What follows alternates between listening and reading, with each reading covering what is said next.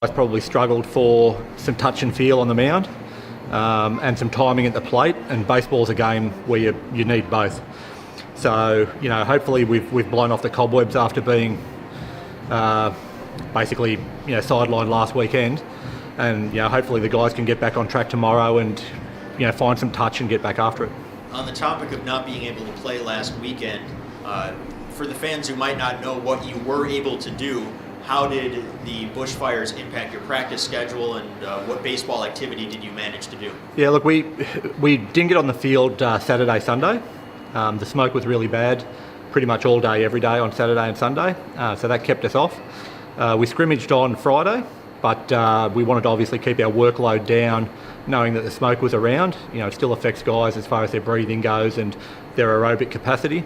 So we were able to get a 5 or a 6 inning ball game in on the Friday, and then after the weekend we got back to work on Monday in preparation to come up here.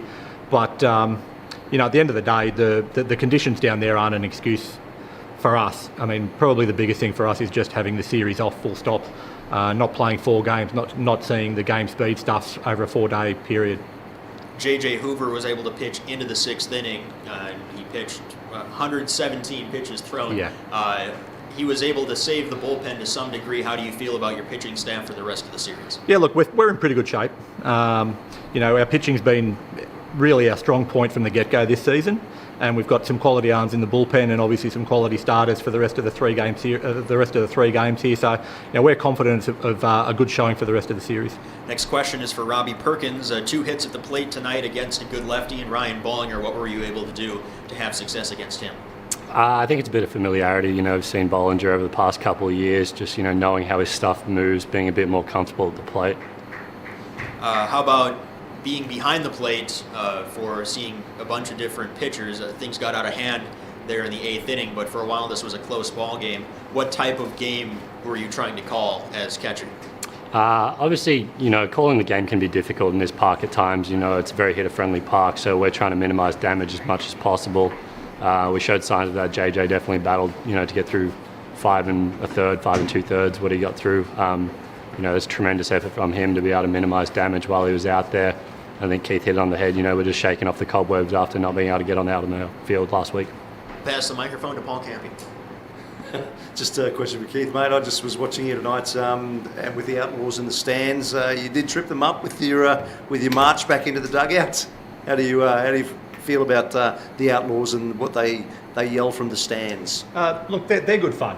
I mean, obviously they've been up here and doing their thing for the last couple of years, and I know that it's all in good humour, it's all in good fun, and I kind of get a bit of a kick out of it, that the fact that these guys are up sitting in the stands, paying attention to what's going on the field for 9 innings, and I kind of enjoy the banter and the fact that they're having some fun with me and having some fun with the players, and I know the players enjoy it too.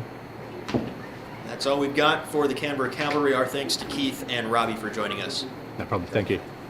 In a few moments, we'll have the Bandits in their half of the post-game press conference.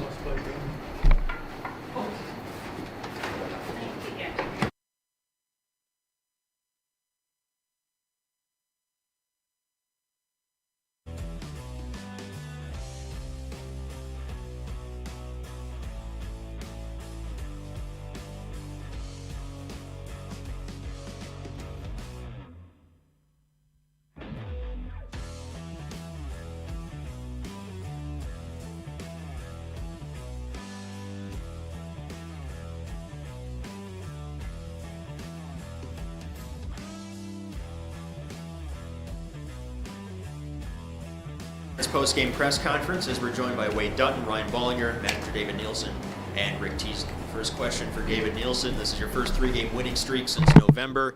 Obviously, you finished that Perth series strong. What did you like out of your team tonight? Well, hitting 3-run home run the first inning always helps.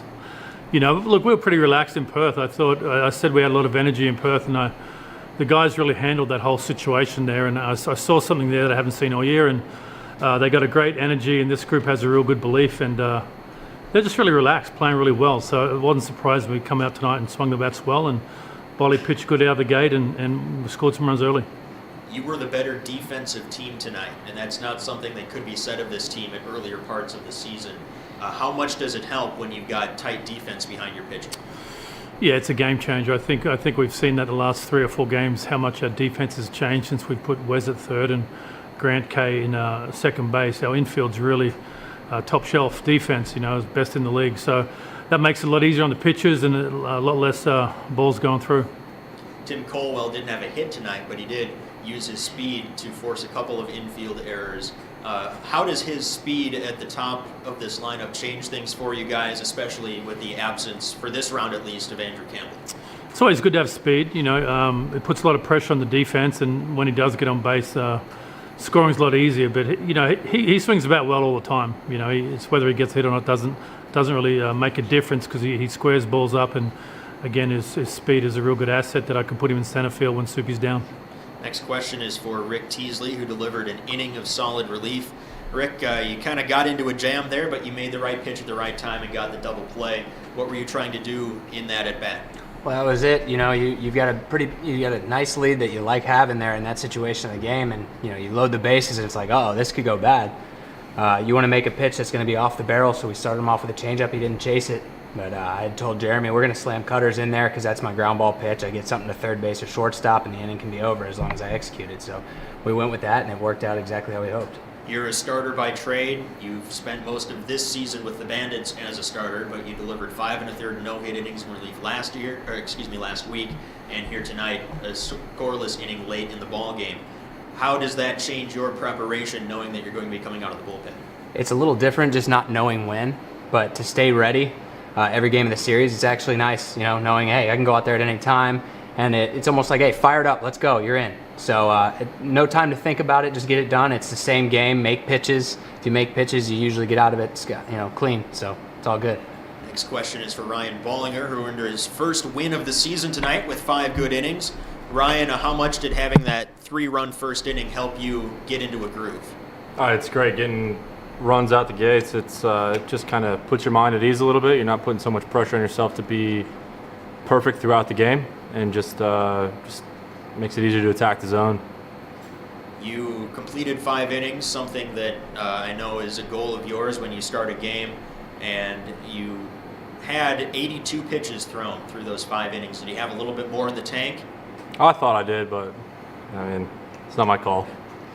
Keep you fresh for the remainder of the season, I guess.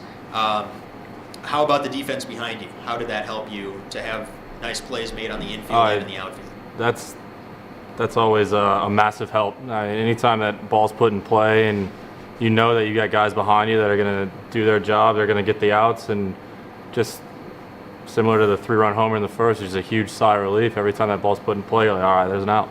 Next question is for Wade Dutton, who delivered a 3-run homer in the 8th inning, capped off a 5-run inning, and extended the Bandits' lead to 10. You started off the game with 2 strikeouts looking, and then you finished the game strong with some pretty good at-bats. Did those early at-bats where you went down looking influence your aggressiveness later on in the game? Yeah, it does. It does. I was trying to get the ball up with their starter, and he was just throwing nice sliders away, and I was just swinging away, sort of thing. So, yeah, it was good. The last few bats, I was just seeing the ball up and just putting a good swing on it. So, yeah. Homer came against a former teammate, Reese Neat. Do those at-bats ever have any more significance for you? Oh, not so much. I've seen Nit a lot of times. So, yeah, he did the same thing to me in Canberra. So I sort of felt like he was going to throw a fastball. So, yeah, just put a good swing on it, and yeah.